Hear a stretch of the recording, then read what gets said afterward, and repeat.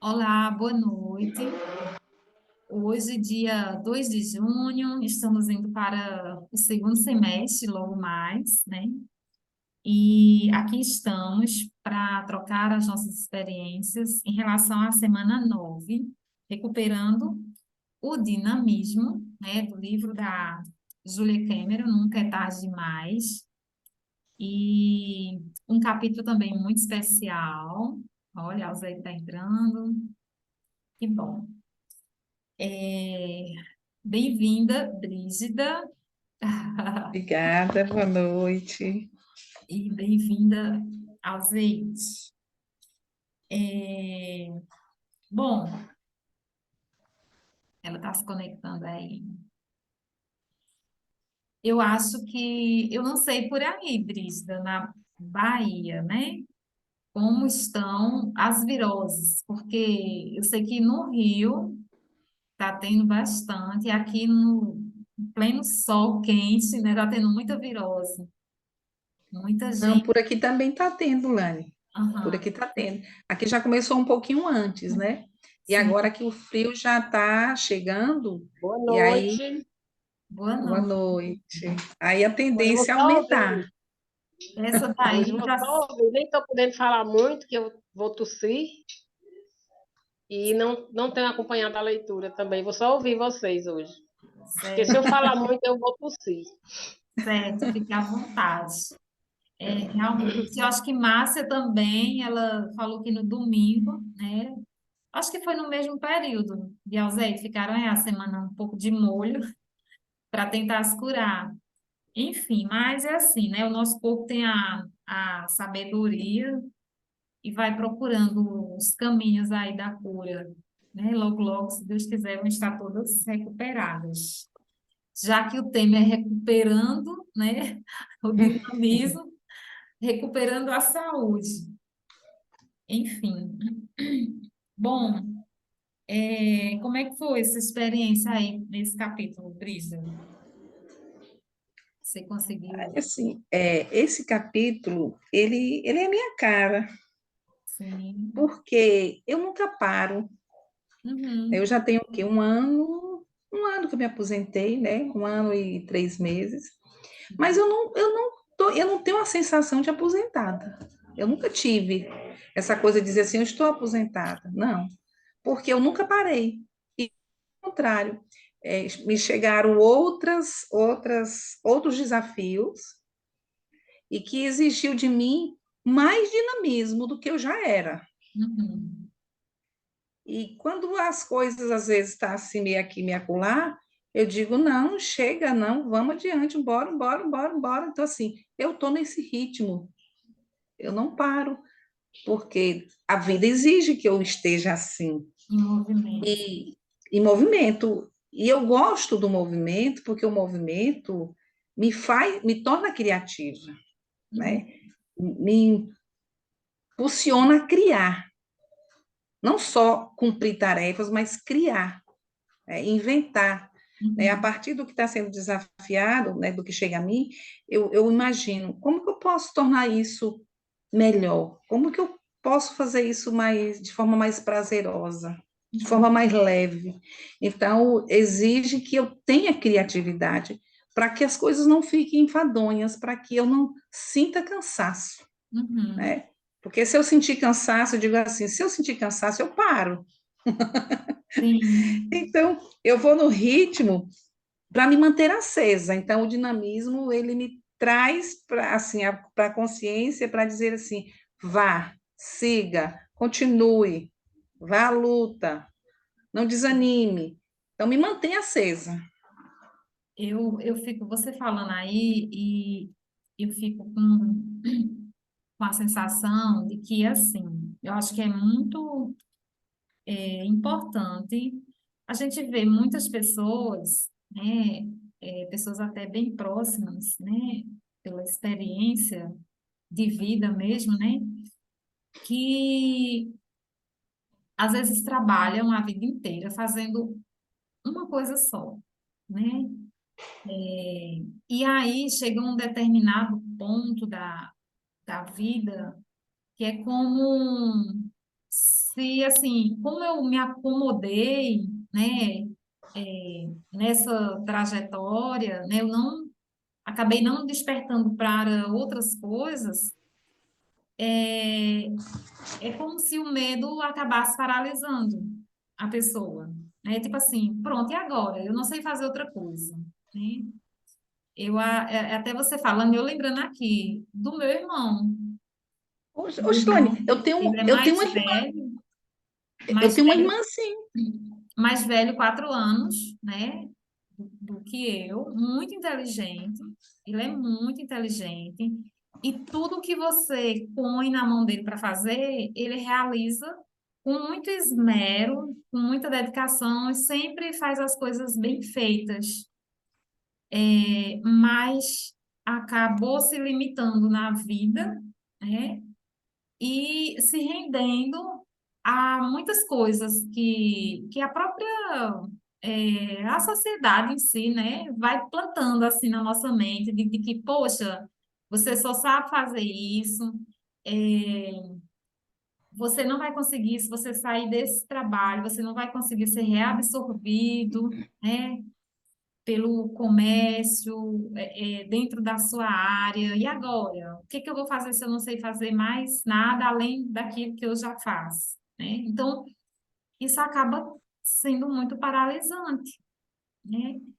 Então, eu acho que é necessário ter esse despertar de que, poxa, eu posso. Quando as pessoas falavam, tipo, eu ia, sei lá, num consultório médico, eu lembro que ainda era adolescente, criança, ia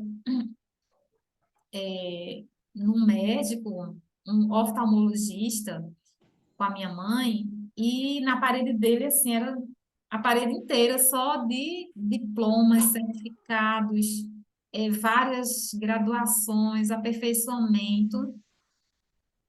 E às vezes eu ficava pensando, poxa, não é só um curso que determina o que a pessoa vai fazer, né?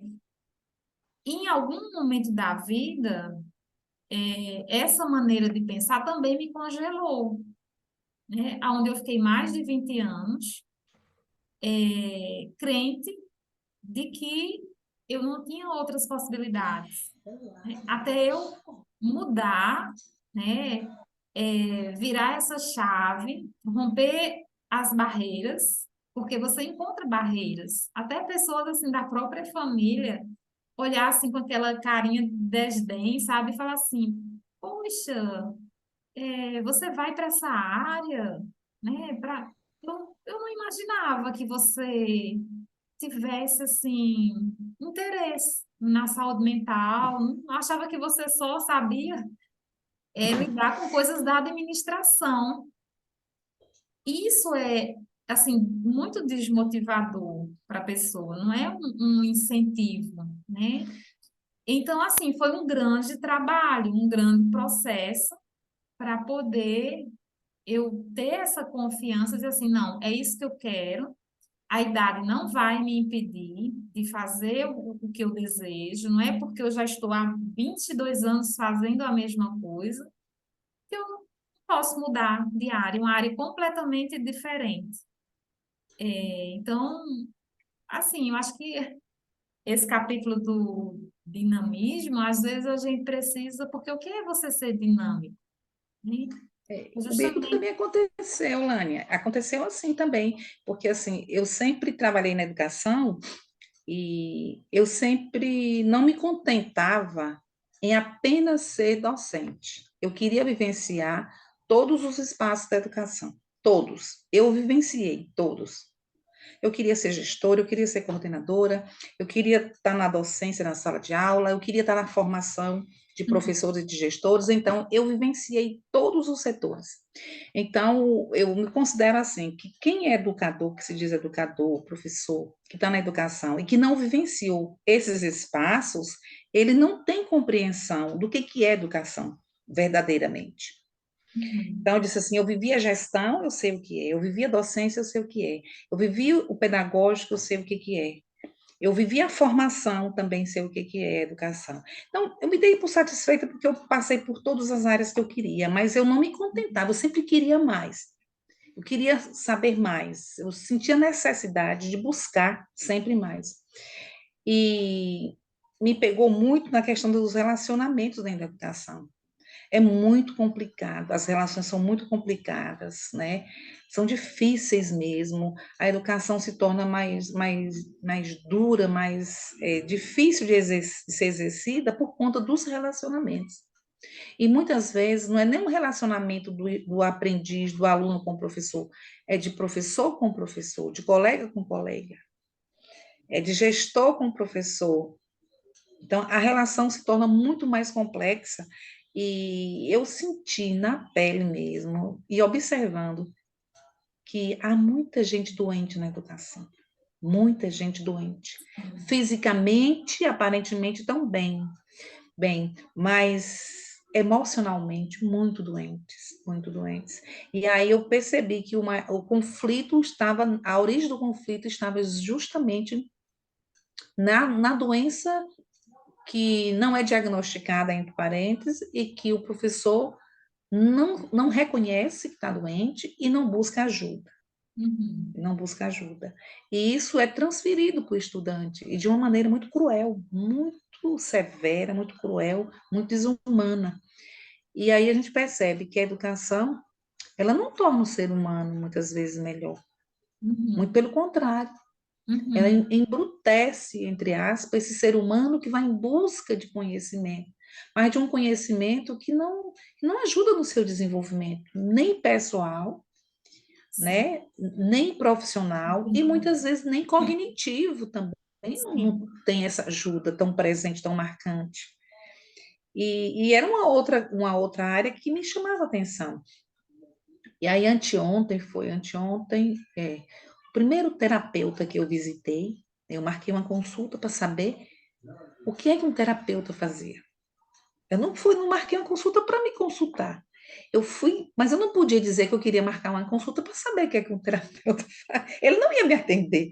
Eu fui para a consulta, observando o que que fazia. Aí eu falei, é isso que um terapeuta faz? É isso que eu quero ser agora. É isso que eu quero ser.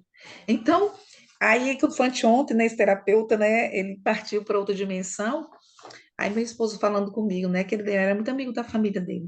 Eu falei, não, eu conheci Guto. Guto trabalha com florais de bar. Eu marquei a consulta com ele há 20 anos atrás. Há 20 anos atrás. Por curiosidade para saber o que era ser terapeuta, porque eu já tinha Uhum. desejo de ir para essa área. Mas tudo bem, ficou lá atrás, fiz, mas sempre, né, a Sim. pedrinha ali cutucando. E por conta desses relacionamentos na educação, me empurrou mais ainda, né? Eu tive mais convicção que eu precisava ir para essa área mesmo, porque eu via muita coisa que me incomodava, me deixava irritada. E quando eu me aposentei, antes de me aposentar, eu já estava fazendo cursos, né? E a minha família dizia assim: eu não sei para que você vai fazer esses cursos. Você está na área de educação, está fazendo curso em outra área? Para quê? Uhum. Isso vai aumentar seu salário? Isso vai melhorar em que sua vida financeira? Eu disse assim: eu estou fazendo porque eu quero. Minha resposta era só assim: estou fazendo porque eu quero. Aí você fica se sacrificando os finais de semana, estudando sábado e domingo, feriado, à noite, às madrugadas, para fazer um curso que você não vai ter retorno de nada nesses cursos. Para que você quer isso? Para com isso, vai viver a vida. Aí eu só dizia assim: deixa eu seguir o que meu coração está pedindo. Se não vai servir, ou vai servir, deixa eu seguir. Eu vou fazer porque eu quero. Fica gastando, jogando dinheiro fora com curso. Tanto Uhum. curso que você aplica, que faz isso, não vai te servir para nada. Pronto, fiquei na minha, continuei meus cursos. Quando fechei o magistério, né, virei a página, fui direto me organizando. E minha família se manteve distante. Ninguém se meteu, ninguém falou nada, ninguém foi me visitar no meu espaço, ninguém, sabe?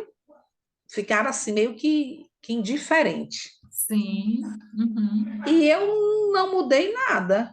Continuei a mesma, né, fazendo o que eu sempre fazia com a família, ajudando, colaborando, e dizia assim: se precisarem de mim, vocês sabem onde pode me encontrar. Estarei lá no meu espaço. Disponível. É. Mas esse olhar da sociedade, quando a gente busca uma outra formação, ou Uhum. quando a gente busca ampliar e até melhorar, se melhorar enquanto ser humano, é muito rejeitado, né? Não há compreensão de dizer assim, ela está buscando evolução, ela está buscando qualificação. Não. Muito pelo contrário, os incentivos são de dizer assim, pare, chega de estudar, você vai continuar fazendo isso, para quê? O pensamento é só a cifra mesmo, sabe? É só Uhum. dizer assim, você vai ganhar o quê com isso? Sim. Mas eu sempre tratei isso com muita tranquilidade, porque eu sempre fui Uhum. muito de estudar e de seguir o que meu coração dizia, faça, eu ia. O mundo inteiro dizia não. Eu Não. dizia assim, eu vou, eu posso, eu desejo, eu acredito, eu sei que é esse o caminho. Então, eu acredito assim que eu fui muito iluminada na minha vida, no sentido de dizer assim, siga a sua intuição, siga o seu coração. Uhum. Eu acho que eu não sofri tanto com a opinião alheia por conta Uhum. disso. Sim. Mas era o meu dinamismo, minha energia, E mantinha minha você coragem, no foco. era que me impulsionava. Uhum. Aí era como se eu fosse assim, um peixe. Eu seguia, ninguém me pegava, me triscava, eu escorregava e seguia. Sabe? Eu seguia. Mas foi um trabalho também muito de fortalecimento interno, né? Eu tive esse Uhum. olhar de dizer assim, eu preciso beber desta fonte.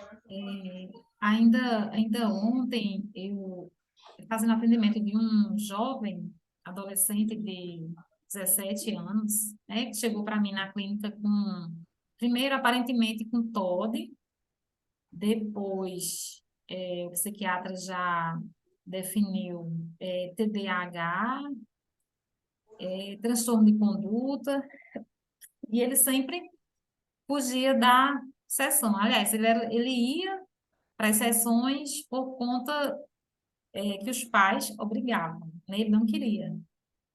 E aí eu tive uma conversa com os pais, com a mãe principalmente, e falei, olha, não adianta forçar a barra, né? Ele não é mais tão criança assim, já está em fase de adolescência. Vocês estão fazendo o papel de vocês, está sendo realizado o tratamento. Então, acho que vocês têm que dar um pouco de descanso para ele, aguardar o tratamento medicamentoso, seguir todas as orientações, os protocolos que o psiquiatra passou e liberar ele da terapia, né? E, assim, diminuir mais as cobranças, até porque a gente sabe que todos esses transtornos na adolescência pioram ainda mais quadros de ansiedade e muitas vezes até de depressão, né? Então, passou-se alguns meses, e agora, recentemente, há um mês e meio atrás, ele mesmo, por conta própria, me mandou mensagem perguntando se eu tinha vaga para atendê-lo. E aí, ele ainda de menor, né? Obviamente, eu não respondi assim tão de imediato. Depois falei que iria ver os meus horários, se tinha um horário disponível para ele. Falei com a mãe e a mãe ficou surpresa. Não acredito. Poxa, e aí ele voltou para a terapia por conta própria, né, alegando que estava com muita ansiedade, está no terceiro ano do ensino médio e que agora sabe mais o que quer, está mais. Eu acho que a medicação também deve ter proporcionado para ele um pouco mais de tranquilidade, relaxamento, tirou um pouco da impulsividade, né? E aí, assim, as sessões estão cada vez mais sendo bem proveitosas. Resumo, ontem a gente conversando sobre essa questão do autoconhecimento, né? A importância que você tem de saber como que você funciona, né? Saber como que é essa estrutura que você tem muitas vezes em lidar, né? Não saber lidar com a frustração, não saber lidar com a raiva, diminuir um pouco o ritmo das expectativas que são geradas. Dá tempo, às vezes, dá uma trégua para você mesmo, né? E aí eu perguntei para ele. Além do mais, ele também, por conta da ansiedade, tem desenvolvido transtorno alimentar. E aí, assim, é um monte sabe, assim, de coisas para serem olhadas, né? E aí, tá sendo um processo lento, né? E aí eu perguntei para ele, o que que você prefere? Expliquei sobre o funcionamento do cérebro, né? O que que você prefere? Você está no controle, comandar o seu cérebro, ou o cérebro comandar você, né? É, Você dar voz, potencializar cada vez mais, muitas vezes, pensamentos, né? Coisas que não vão se realizar com a intensidade da qual a gente pensa, e trazer para ele, trazer para a consciência, né? Que, assim, que muito do que ele vai vivenciar daqui para frente, né? Adentrando aí na fase da adolescência, que é bem desafiadora, com essa coisa de estar separando o que que pertence aos pais, o que que pertence a ele, o que que é responsabilidade dele, para poder as coisas fluírem, né? Isso, de certa forma, tem a ver com o dinamismo, né? O quanto ele vai estar disposto a saber, né, que mesmo sendo apenas um adolescente, né, mas que a mudança realmente está nas mãos dele, né? Ele é quem é o condutor principal. Não vai ser a mudança em si não vai acontecer porque os pais querem, porque eu, como analista, quero, como professor dele quer. Não. Então, assim, é, é, essa questão da autorresponsabilidade, né? Enfim, que mais, Brígida? Essa autorresponsabilidade, ela nos convida mesmo, pelo menos a mim, eu fui muito cedo convidada mesmo para entrar na vida assim mesmo, sabe? Para fazer as coisas acontecerem, porque assim, na minha casa nós somos 10 filhos, 5 homens e 5 mulheres. Eu sou a sétima filha. Então, eu fui a primeira a entrar na universidade. Eu Ó, fui a primeira a ir para o concurso público. Eu fui a primeira a desbravar muitas coisas. E fui mesmo assim, com a cara e a coragem. Fui com minhas próprias pernas. uhum. E sem problema. Fui, queria ir, eu tinha sede, sempre tinha sede de conhecer, de saber. E tinha uma coisa muito forte em mim, que era assim, eu não quero ser passada para trás por ninguém. Eu não quero ser enganada por ninguém. Eu quero ter o meu lugar, eu quero ser respeitada como pessoa, como ser humano, como gente. Então, isso era muito forte, porque eu via, Uhum. talvez por ser Nordeste, a gente vê muita coisa acontecendo, né? No comando dos coronéis, no comando das políticas, né? Partidárias, as pessoas colocando cabresto nas outras, as pessoas colocando as outras na condição de coisa, de humilhar as pessoas, de maltratar, porque uma está num grau, numa posição diferente, acha que pode, né, humilhar, que pode Principalmente no maltratar setor público, né? público. E eu disse, não, não é isso, não, a vida não é isso. Não é e nem vai ser, e nem eu vou permitir que façam isso comigo. Então, eu fui chamada a ir para a vida para poder dizer assim, para demarcar o meu lugar. Para demarcar mesmo, porque ou eu tomava essa postura, ou o rolo compressor me Então, engolia. com certeza. Passava por cima. Mas isso é uma construção, Lani. É uma construção interna que a gente vai fazendo ao longo da vida e que a gente vai observando o nosso nível de crescimento mesmo, de Aham. desenvolvimento Sim. humano.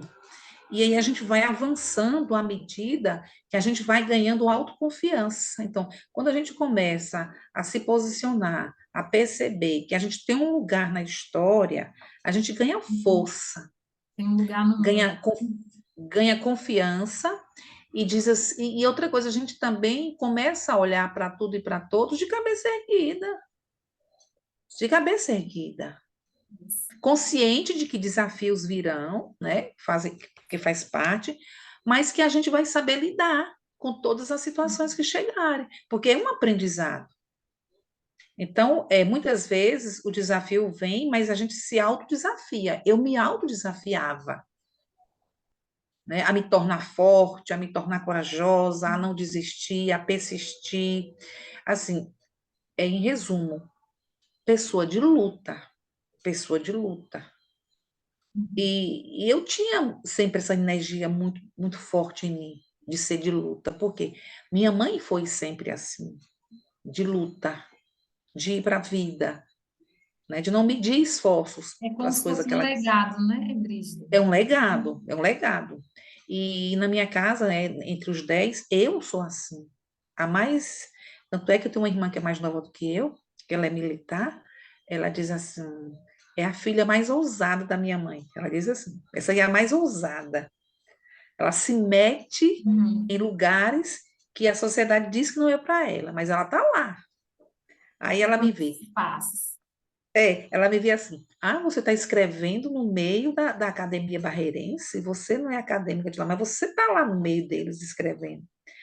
Você não é isso, mas você está lá, no lado de pessoas da alta sociedade, né, da intelectualidade. Eu digo, eu estou onde eu quero estar.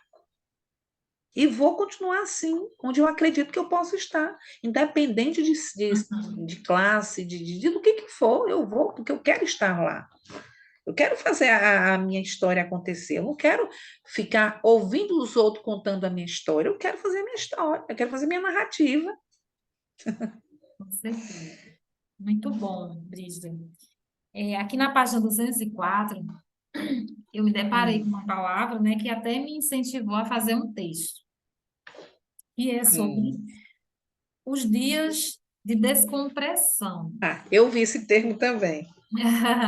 Me chamou a atenção.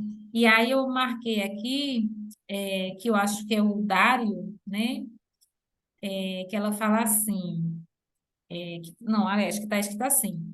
Com o tempo, Dário começou a refletir mais sobre sua produtividade diária. Eu me sentia culpado, ele escreveu, pelos dias e pelas horas em que não fazia nada. Mas, enfim, me dei conta de que, na verdade, estava cuidando de mim. Agora eu vejo isso apenas como dias de descompressão, o que ajuda muito. Dario conversou sobre seu conceito de dias de descompressão com seus amigos aposentados. E eles o incentivaram e ainda disseram: não se pressione a fazer muita coisa por pelo menos um ano. Dario acatou o conselho e passou a curtir seus dias de descompressão. Sei que não vai durar para sempre. Eu me conheço. Esse relaxamento vai de alguma forma me conduzir à minha próxima atividade. Acho que existe um período de adaptação e posso ter paciência e esperar. Então, o que que acontece, né? As pessoas, elas que estão há muito tempo na labuta, né, que tem, acaba gerando, não é que seja é também um apego, né? Mas assim, é algo que faz parte da rotina, é a vida, é a extensão da vida da pessoa ali naquele canto.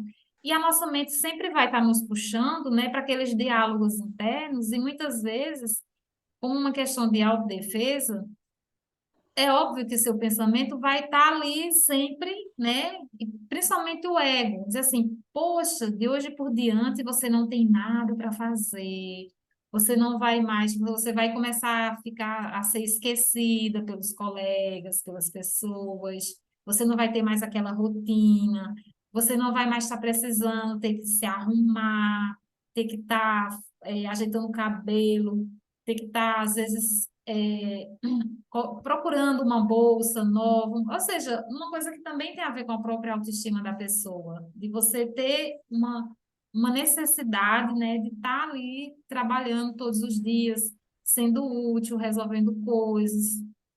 E aí, de repente, você se aposenta e isso tudo é como se, poxa, a vida da pessoa foi implodida, né? Desmoronou completamente. E agora, o que que eu vou colocar no lugar? Né? E aí, como ele fala aqui, eu acho que trazer isso para a consciência de que, poxa, é um tempo que eu preciso para mim mesmo, né? Ele fez a experiência de ficar um ano.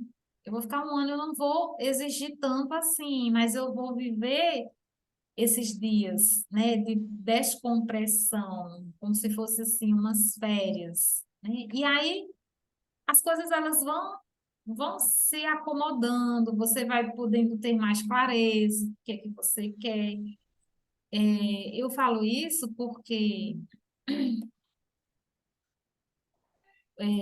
vindo de um relacionamento de 8 anos, praticamente, né, de um casamento desfeito há 14, 15 anos, 16 anos atrás, e assim, quando se vinha essa ideia de casar novamente, de firmar um compromisso e de saber que o meu esposo está numa fase já na reserva, ou seja, a gente está meio que em conexões diferentes, ele já colhendo os frutos e eu ainda querendo correr atrás, né, de algo, porque ainda tem uma filha para formar, que está indo para a universidade. Então, assim, existem preocupações com essas questões, né, mas ao mesmo tempo eu sei que eu estou entrando tô indo para os 50 e que eu preciso também desacelerar. Mas no momento que assim, você tem que decidir, agora vai firmar um compromisso, vai casar e você vai ter que começar a se desapegar desse mundo, né, que lhe exige tanto profissionalmente como antigamente. E você tinha as suas finanças ali, você tinha que dar conta, você estava sozinha. Enfim, então tudo isso drena muita energia, energia mental, e tudo mais. Mas é uma coisa que vai sendo trabalhado. Então, eu não me desesperei assim plenamente. Não, vamos experimentando. Uma semana, um mês, um semestre. Ou seja, hoje eu estou mais trabalhada, nesse aspecto de que a gente precisa dar um tempo ao tempo, sabe? Experimentar, né? E ver que nem tudo é tão catastrófico como a nossa mente produz. E também essa questão do tempo, Lani, se a gente observa a natureza, as coisas não acontecem da noite para o dia. Tudo tem um tempo de Exatamente. ser, né? Tem um tempo de plantar, tem um tempo, né, de você cuidar, o tempo de, né, de regar, para depois você colher. E na vida não é diferente, né? As ideias que a gente tem, os projetos que a gente tem, que a gente gostaria, o que quer que sejam implantados, que sejam abraçados, eles não vão acontecer de uma hora para outra, né? Você vai demandar tempo, você vai produzir, você vai compartilhar, mas até que as pessoas, né, compreendam, absorvam, aceitem, requer um tempo. E a gente, às vezes, quer a coisa muito para ontem, né? As coisas a gente, né? Exatamente. A gente não quer esperar o fruto amadurecer. E aí a gente tem que ter essa sabedoria de dizer assim, um projeto foi lançado, foi, mas ele tem um tempo dele de plantio. Jogou a semente no terreno, deixa que Deixa o tempo se florescer. encarrega. Uhum. Deixa, não adianta pressão, porque senão o fruto não vai ficar com sabor. Então, eu hoje trabalho muito isso comigo, né? Nesse período agora é assim: ideias, projetos, parceria estão sendo lançados. E acredito que E, cada um vai chegar ao seu momento. e é óbvio que a própria natureza das coisas vai nos mostrando as saídas, né? Então, coisas que para mim eram extremamente complexas, hoje não são mais, né? Então, por exemplo, sei lá, tô chateada, tô nervosa, tô cansada, exausta, vou lá mexer nas minhas plantinhas, vou mudar de um vaso para o outro, vou lá fazer minha caminhada, sei lá, vou lá ligar para alguém que eu já não falo há um tempo.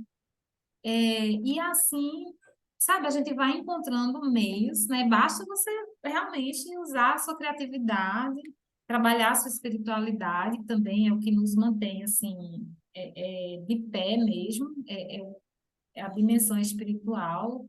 Você está trabalhando ali, né? Coisas tão sutis, muitas vezes, mas a fé é o que lhe mantém. Então, assim, está disponível na vida para viver um dia por vez, né? Enfim. Tem uma parte aqui, Lani, que ele fala exatamente disso, a autora fala, que a Sim. fé é o que nutre. Qual é a página? Eu estou tentando achar aqui, eu Ah, marquei, tá. deixa eu ver se eu acho aqui. Aqui, ó, na página 209. Hum, Ela coloca aqui, ó, nossa capacidade de criar está vinculada à capacidade de ter fé e otimismo. Para começar, nossa fé e nosso otimismo crescem a cada atitude positiva, por menor que que seja. seja. É, Exatamente. Eu nem tinha me atentado nessa parte aí. Mas é eu tinha. exatamente isso. Aqui na página 205 eu marquei. Ele escreveu: gosto de me manter ocupado, mas não só para passar o tempo. Isso é importante para mim, ele explicou. É preciso ter coragem para descobrir a atividade que vai nos nutrir e não Uhum. fazer alguma coisa só para sentir que tem uma ocupação. Ocupação. Essa também, eu destaquei essa também. Então, justamente, eu não preciso, tipo assim, às vezes eu estou aqui em casa, aí minha sogra vai dar uma saidinha para tomar sol. Aí eu só escuto lá o burburinho dela por trás, né? Diz assim, ah, lá tá ela, mexendo nas plantinhas dela. Ela agoa essas plantinhas todos os dias. Então, assim, nossa, eu fico feliz, né? Porque eu digo, olha, só assim, é algo que, assim, que eu gosto de fazer, mas é que perceptível, outras pessoas também percebem que aquilo, sabe, me traz Que te alimenta, né? me Aquilo te faz bem. alimenta, então, assim, é um conforto, entendeu? A primeira coisa, quando eu acordo de manhã, antes de preparar o café da manhã, eu saio, abro as janelas, vou lá, olho as plantinhas. Ainda ontem estava nascendo uma folhinha da minha costela de Adão.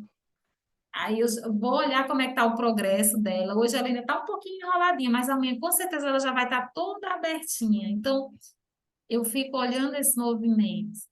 E assim são os nossos dias, né?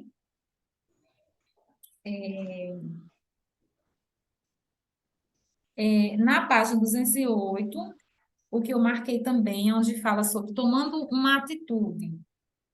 O que nos atrapalha é o medo. Uhum, eu vi isso também. Eu Então, marquei. realmente, o medo é o que acaba nos paralisando. E ele acaba comprometendo essa coisa da criatividade, né? Ou seja, o medo, ele é tão potente que você se sente, às vezes, exaurido ali. Você não tem capacidade para pensar, né? Para criar. Por quê? Vai estar sempre algo te sabotando ali. Vai ter sempre aquela vozinha, né? Te impulsionando para baixo.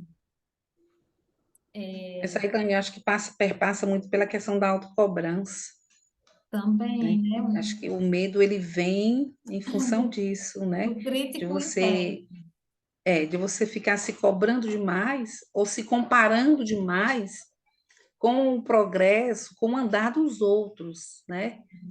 Eu assim. acho que ele vai, quando a gente Ele começa a ter vem de esse, muitos lugares, né? também, né? De muitos lugares.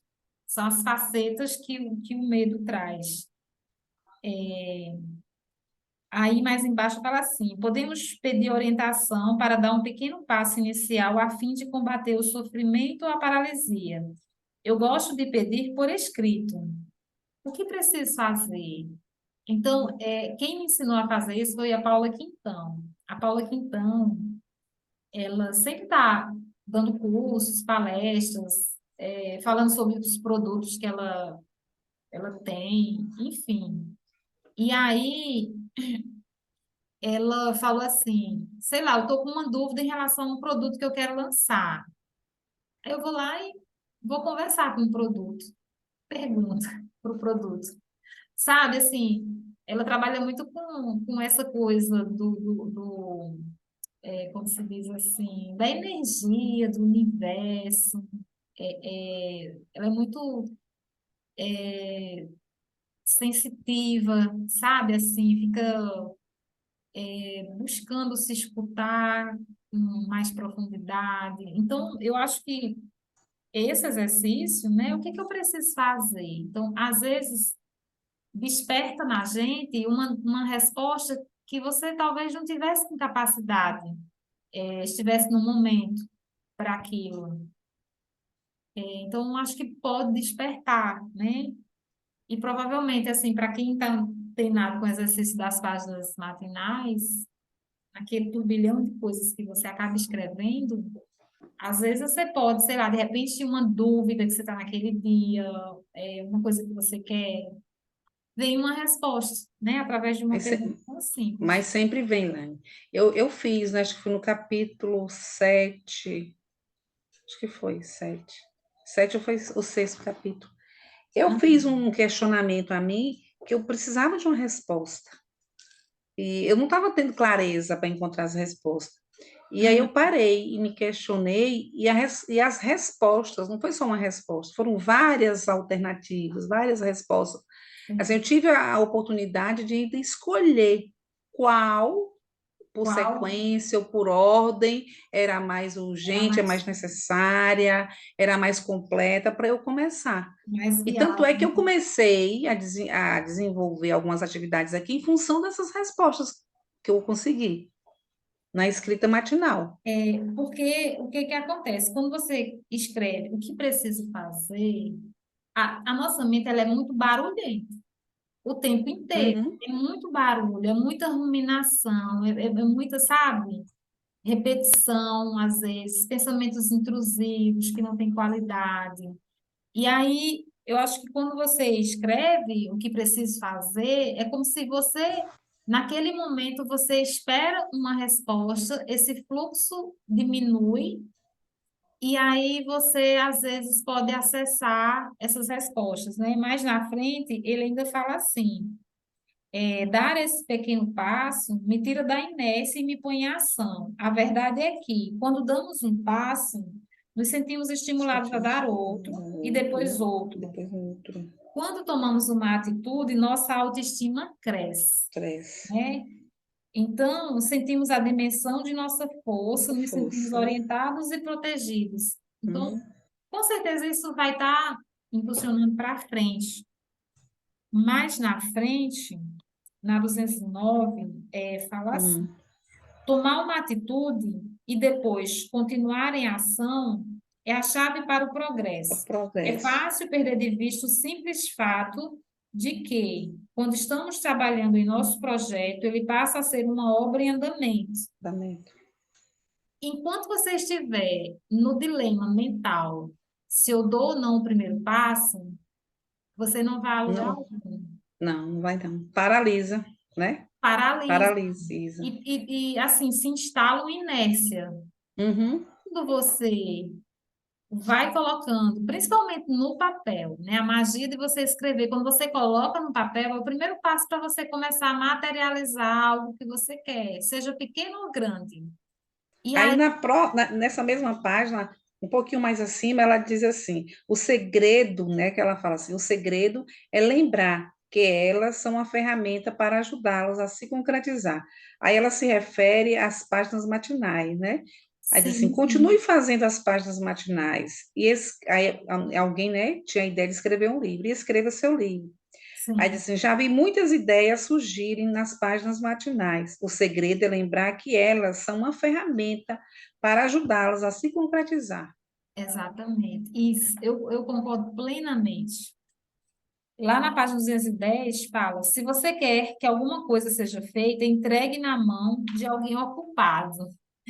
É, Era uma frase que Judite usava com frequência quando trabalhava, orgulhosa de sua capacidade de dar conta de sua lista de afazeres e muito mais. Aí eu me lembrei da época que eu trabalhava no mundo das garrafas, na Ambev, e uma vez eu precisei sair de férias, acho que foram as minhas únicas férias durante 8 anos que eu trabalhei lá. Sempre que eu queria um aumento de salário, eu enumerava todas as minhas atividades e eu dividia elas por atividades semestrais, mensais, semanais e diárias. Porque era muita informação que a gente precisava mandar para a fábrica e muitos dados, muitos números, sabe? Assim, estatística, estudos. E aí tinha que ter todo um cronograma. Encerrar um mês era um parto. E aí começar outro mês, aí começava toda aquela sequência. E sair de férias era um problema, porque eu tinha que deixar uma pessoa orientada. E a única vez que eu precisei sair de férias, para ficar 30 dias fora da empresa, eu tive que dividir o meu trabalho entre 5 pessoas. E depois foi que eu pensei, meu Deus do céu, não, uma pessoa só não daria conta. 5 pessoas. E outra coisa, que eu acho que eu já comentei, né, que eu era louca das planilhas de Excel, quando eu saí e deixei uma pessoa para me substituir, óbvio, outras atividades do meu setor eu precisei delegar para outros setores, mas a pessoa que assumiu, que inclusive era uma estagiária, que é do mesmo signo que eu, que ela era assim, as pessoas diziam, poxa, você vai selecionar essa pessoa, ela é meio lerda, meio paradona, não vai dar certo. Mas meu santo bateu com o dela e ela era muito inteligente. E eu falei, não, vai ser ela mesma que vai ficar. Eu preparei uma planilha, e eu criei meio que um. Dentro dessa planilha tinha link para todas as outras planilhas e ela era automática. Eu deixei um índice com todas as atividades minhas, com todo um passo a passo, como se fosse assim, um manual do meu setor. E às vezes, quando eu precisava me ausentar, as pessoas ficavam me ligando direto, me ligando para perguntar como é que faz isso, como é que faz aquilo, como é que faz aquilo outro.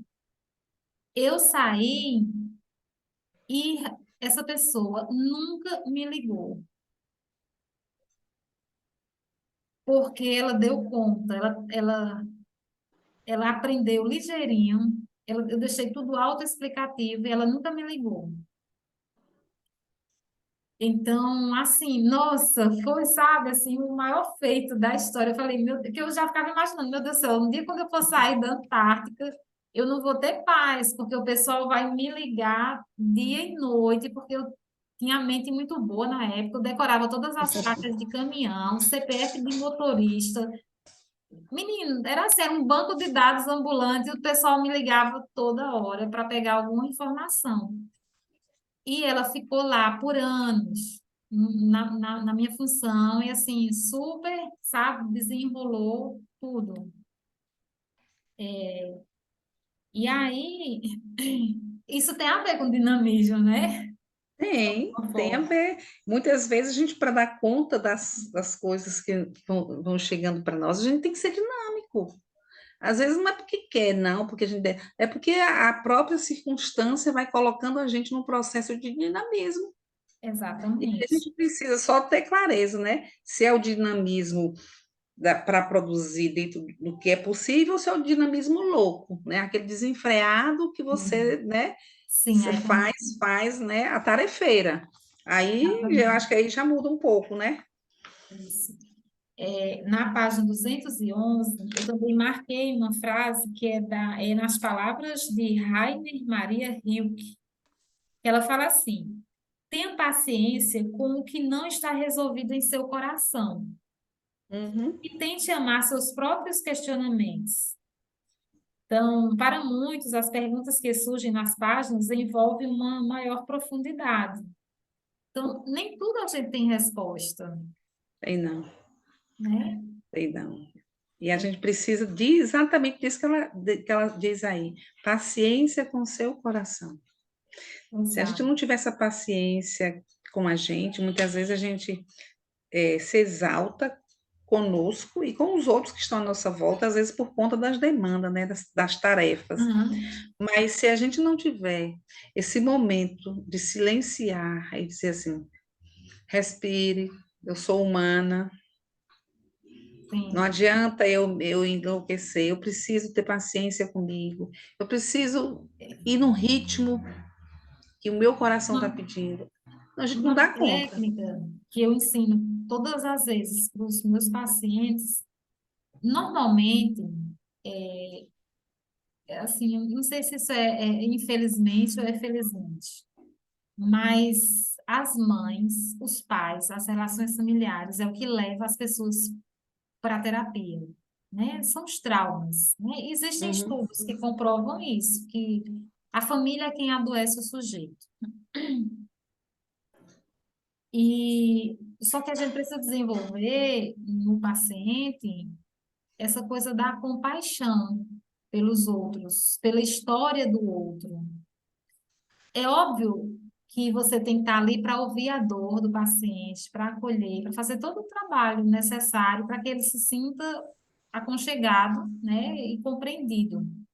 Mas, sutilmente, eu sempre vou trazendo, introduzindo a cada sessão esse pensamento de que os outros são humanos e que humanos são falhos e que humanos carregam uma história e não só a sua história, mas a história dos seus ancestrais, você né? faz. Essa carga, a gente carrega conosco a carga, porque a gente nasce numa pequena cultura familiar e essa cultura ela vai, né, aumentando na medida que você vai botando o pezinho fora de casa, na escola, nos ambientes, nos lugares, né?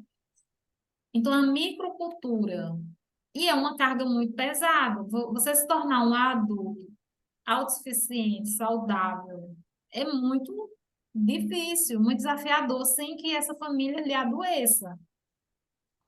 E quando você trabalha isso na terapia, aquela pessoa, ela vai poder olhar com outro olhar para sua mãe, ela vai poder trabalhar o perdão, ela vai poder entender. Às vezes eu só pergunto assim: você sabe a história da sua mãe?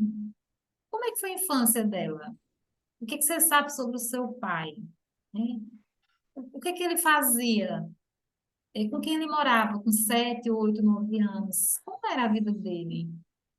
E aí, quando você vai construindo, além da sua própria história, né, do paciente, a história dessas pessoas que cuidaram dela, ela vai começando a se dar conta que as coisas não giram só em torno dela, né? Que existem coisas para serem curadas. Então, assim, é muito importante, né? Eu faço esse trabalho, Lani, porque eu estou lá na escola militar fazendo o trabalho, né, com a biblioterapia. E eu tenho trabalhado essa questão mesmo da família. Uhum. É visível as crises de ansiedade que eles têm é em função da própria família, né? Sim, Dos adultos da família. Então, a criança adoece em função dos adultos da família mesmo. Isso eu já percebi, na prática mesmo, no trabalho. E sim. eles dizem assim, naturalmente, né? Porque minha mãe é assim, porque meu pai é assim, porque minha mãe cobra isso, porque minha mãe quer que eu faça isso, minha mãe exige isso de mim. Então, assim, são as cobranças muito severas e às vezes sem fundamentos que os pais fazem que deixa eles nesse estado, nessas crises de ansiedade. E aí eu tenho trabalhado assim, como é que foi o tratamento que sua avó ou seu avô dava à sua mãe? Como era a relação do seu avô e sua avó com sua mãe? Né? Eu começo lá da avó. Aí, aí eles param.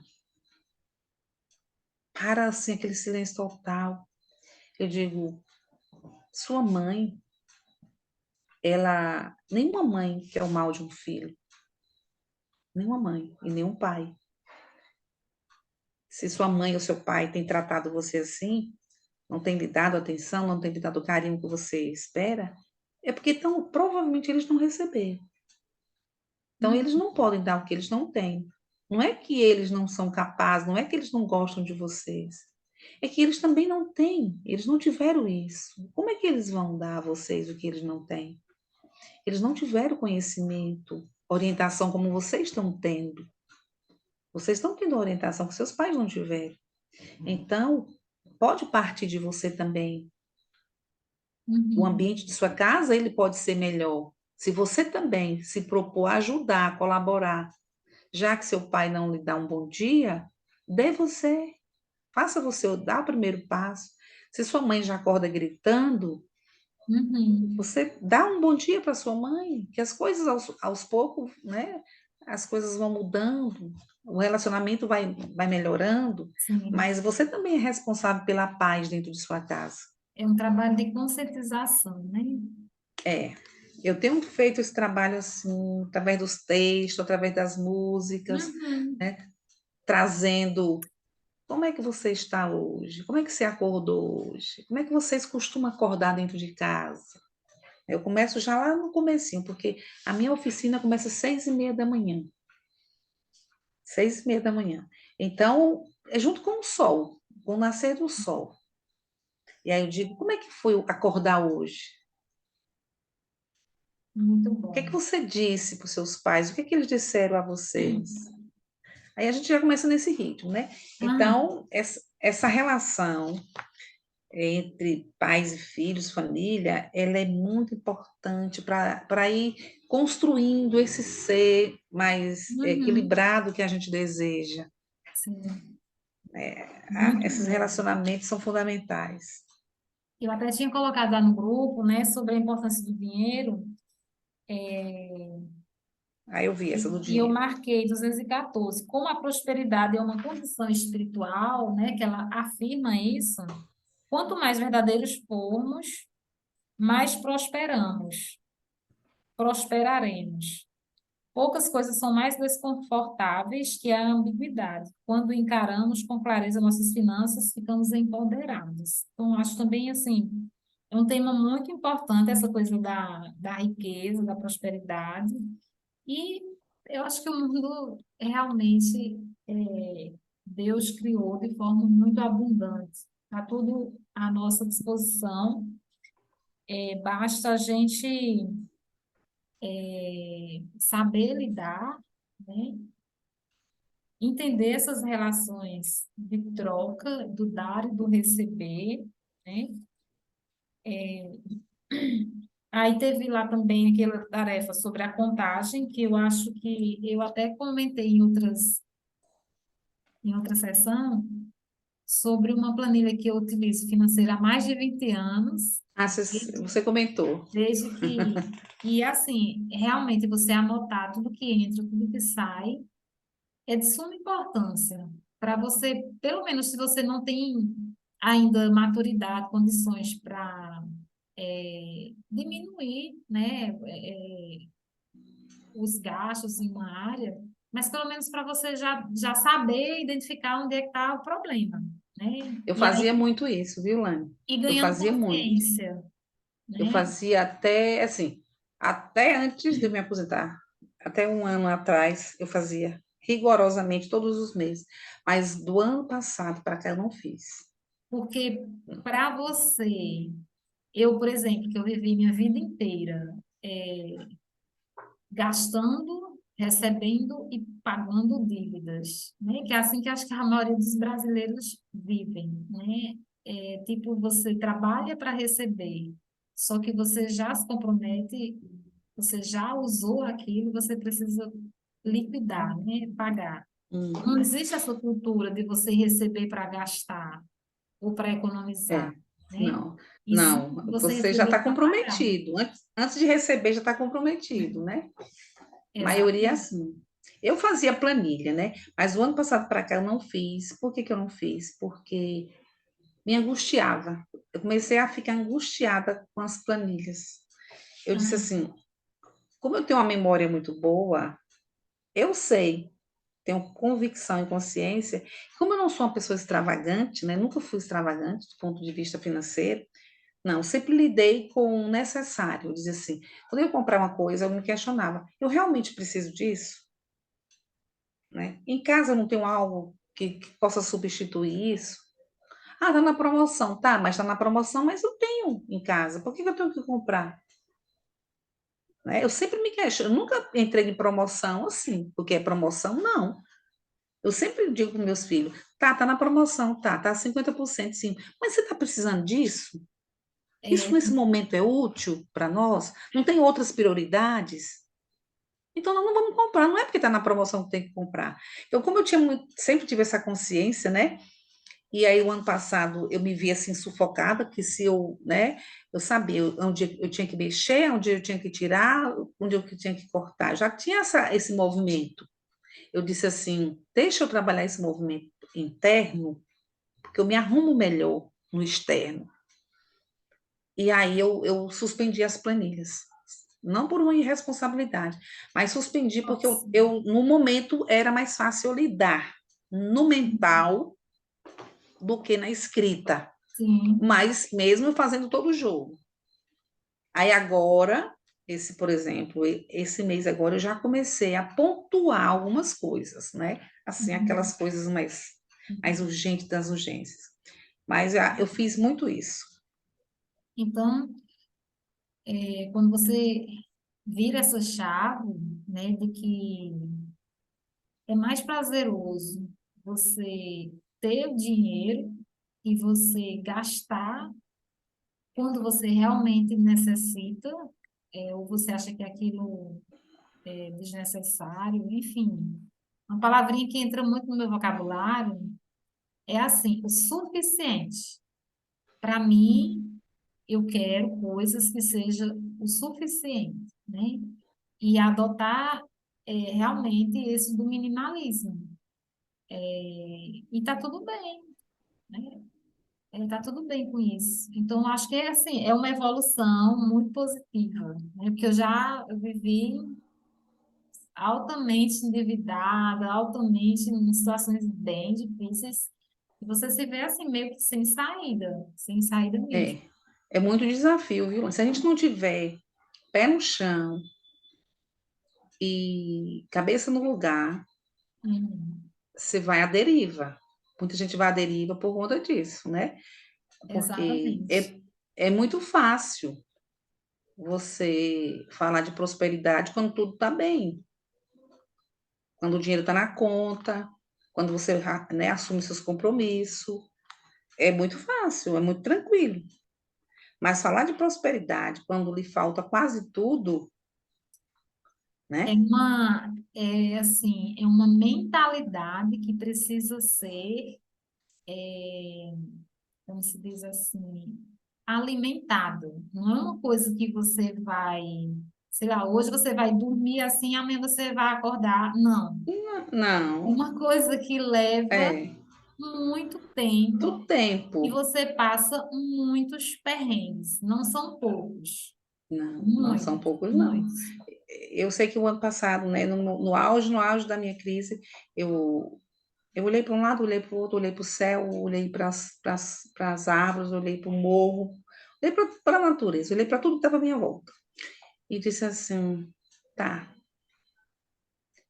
Aí eu comecei a fazer um poema sobre a matemática, né? Que em algum momento eu fui professora de matemática e eu tinha muita facilidade com a matemática, então amava matemática também. E aí eu parei e disse assim, comecei a escrever o poema. Aí eu falava que me levaram, me tiraram a vida, me tirou, não, eu não falei assim a vida, não. Assim, a sociedade, o caminhar da sociedade, as questões sociais me tiraram quase tudo. Eu disse assim, quase tudo, mas não me tirou a capacidade de criar. Se não me tirou a capacidade de criar, eu posso recriar a minha vida. Eu posso criar alternativas.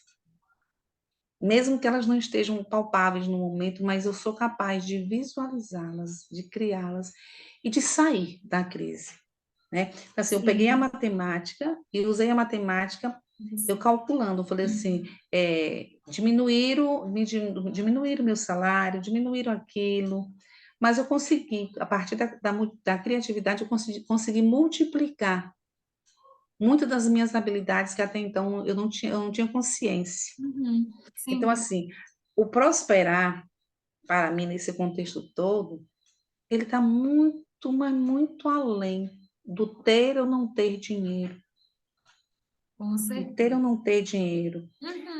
Porque Sim. eu já vivi um momento que eu tinha minha conta muito gorda, muito gorda.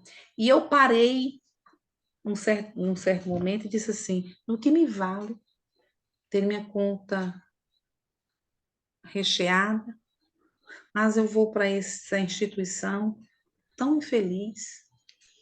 O que me vale esse dinheiro cair na minha conta? Às vezes eu tenho que tomar um remédio para ir para aquela escola. Não me adianta nada. Tem a ver, prosperar, tem a ver com o significado que você dá para as coisas.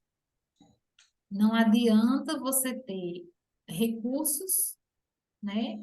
Se esse significado ele está distante daquilo que realmente faz o coração vibrar, o olho brilhar. Então, Essa vai muito disso, né? Até porque, é, assim, a gente, se você for observar na história da humanidade, as pessoas que são extremamente ricas, né?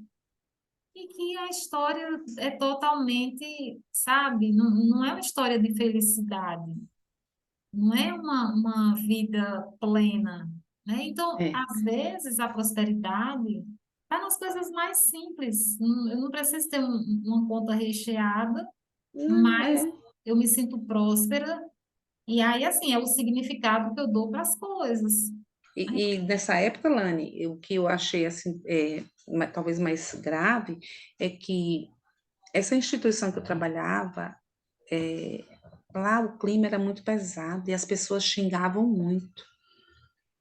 E xingavam aqueles nomes Uhum. muito pesado, que eu não suportava o ambiente, a energia era muito densa. A gente já chegava, era recebido com palavrões, sabe? Era muito, não sei, era um negócio, uma coisa incrível. Desconfortável. É muito, mas muito desconfortável. Era tão desconfortável, Lani, que eu cheguei a começar a ter problema na minha audição. Eu comecei a ter problema porque eu não aceitava aquilo, eu não aceitava, meus princípios não batiam, eu não aceitava.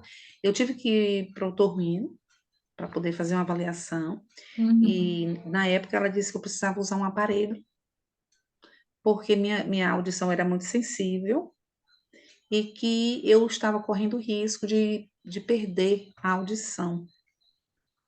Mas eu sabia que não era o problema no meu aparelho auditivo, era o ambiente da instituição que estava me trazendo aquele Causando. desconforto, estava causando, porque eu não aceitava aquele contexto e eu Sim. não queria ouvir aquilo. Então, assim, quando eu tomei Uhum. consciência que era a minha negação diante daquilo que eu estava vivendo, e a forma que o corpo respondeu foi no ouvido, na audição.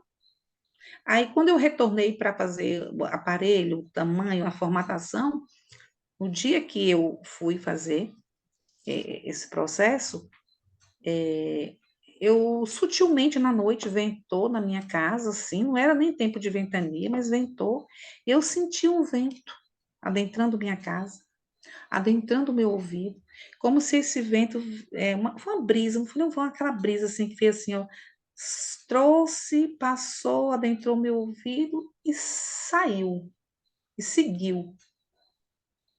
que eu senti um alívio. Eu senti tão aliviada, que é como se tivesse uma mão Sim. que pôs ali e puxou alguma coisa. Aí no dia eu fui, no dia seguinte, fui para o otorrino, tudo. Quando eu estou lá, ela examinando novamente, ela olha para mim e me pergunta o que aconteceu. Eu disse, não, Nada. hoje acordei normal, nada. Não, você não precisa de aparelho. Você não precisa de mais de aparelho. De como não, doutor? Não. Aí eu falei assim, foi a natureza me dando um sinal de que até ali bastava tudo, né?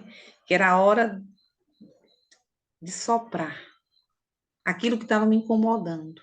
A leitura que eu fiz foi essa. Sopre para longe o que está lhe incomodando. Deixa o vento levar. Assim, varra junto com o vento, saia, né? E eu entendi que o movimento necessário era esse. Eu saí da instituição. E saí. E não saí de uma forma assim drástica, não. Saí porque era o tempo que eu tinha dado a mim, disse assim, quando eu pagar a última prestação da minha casa, eu reduzo minha carga horária.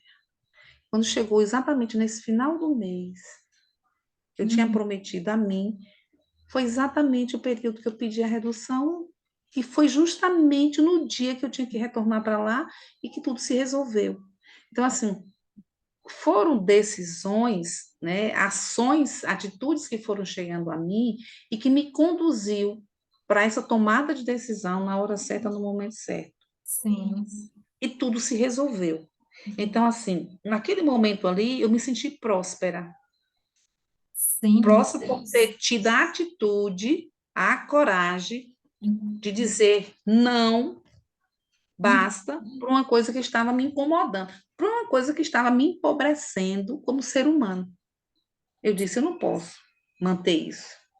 Né? Então, foi resolvido assim. Eu acho Então, aí que eu um comecei. exercício muito importante é você escrever, né, sobre esses momentos os quais se sentiu próspera, porque eu acho que retornar nisso, de alguma maneira, nos traz esperança, nos traz vontade até mesmo de vivenciar novamente coisas parecidas, né?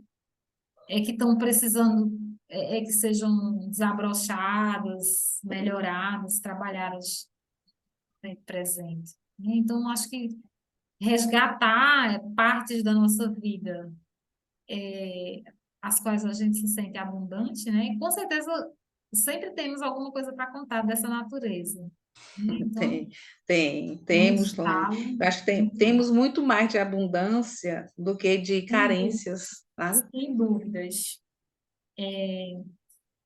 Para a gente finalizar, indo para 1 hora e meia já, na página 221 eu marquei, onde tem em atividade a coisa certa para o momento. Muitas pessoas se veem confusas diante da aposentadoria. Ao longo da carreira, sempre souberam o que tinham pela frente. A próxima tarefa era ditada pelo chefe ou pela empresa ou pelo cliente. Depois da aposentadoria, sem ninguém para desempenhar esse papel, podemos ficar perdidos sem saber o que fazer. Que acho que está aquilo que eu conversei lá no início, né? Que às vezes a gente pode realmente ficar meio que desorientados, né? E aí, o que que eu vou fazer, né? Esses momentos de confusão são comuns. Quando isso acontece, eu digo às pessoas: faça a coisa certa para o momento. Momento.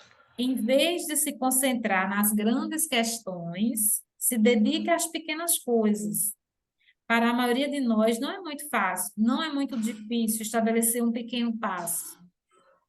A coisa certa para o momento pode ser bem simples: arrumar a cama, lavar a louça, pôr o lixo para fora, assim, as coisas mais simples e corriqueiras do dia a dia, né? Pode ir alicerçando essa fase, né? Que naturalmente vão ser os dias de descompressão.